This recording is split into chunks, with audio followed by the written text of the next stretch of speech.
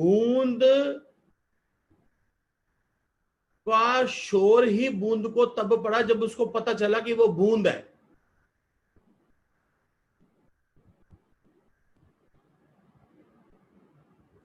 बूंद को शोर ही तब मचा जब उसको पता चला कि मैं बूंद हूं।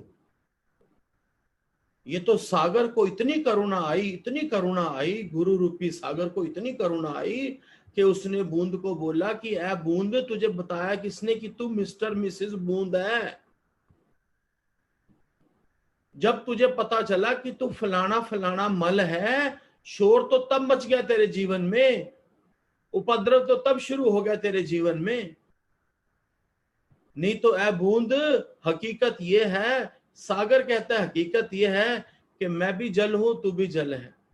और देखो निमाणा भाव गुरु का, सागर का, परमात्मा का उस बूंद के लिए, उस बूंद को बोलता है, अपने प्यारे को बोलता है उठाने के लिए कि जो मैं सागर हूं ना, मैं बूंदों से ही बन के सागर बना हूं, बिना बूंद के मैं भी कुछ नहीं। माना अस्तित्व से तो मैं भी जल हूं, तू भी जल है। इतनी करुणा दिखाई, इतनी करुणा दिखाई।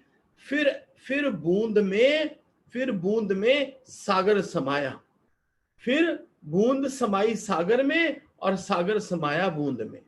कब? जब बूंद को ये पता चला कि ये बूंद तो मेरा रौला है, ये मेरी भूल है जो मैं अपने आप को बूंद मान रही हूं, वास्तव में तो मैं जल हूं। और ये सागर ने मुझे बताया कि ए बूंद, मैं और तू एक ही हैं, आ बूंद, आ मुझ में मिल जा।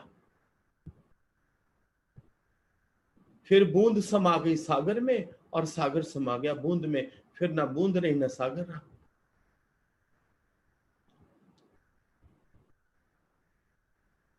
आत्मा से भिन्न किसी की सत्ता है ही नहीं।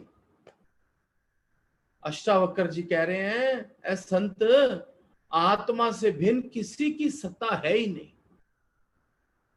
इस मैं भाव से ही इन सब भिन्नताओं की प्रतीति होती है। ये मैं भाव जो है ना, इसने सारी गड़बड़ करी हुई है, सारा झूठ का, अहंकार का खेल बनाया हुआ है। हकीकत में कुछ भी नहीं है तुम। ये मैं भाव ही अहंकार है, जिसके मिटने से सारी भिन्नताएं समाप्त हो जाती। अहंकार के मिटने से सारी भिन्नताएं समाप्त हो जाती हैं। चित्त रूपी वायु से आत्म रूपी शांत समुद्र में एक तरंग उठी, एक लहर उठी।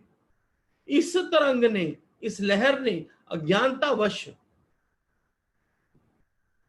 इस लहर ने अज्ञानतावश, भ्रांतिवश अपने को आत्मा से भिन्न अनुभव किया।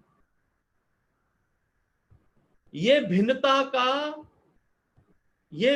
का अनुभव ही अहंकार बन गया उस लहर के लिए।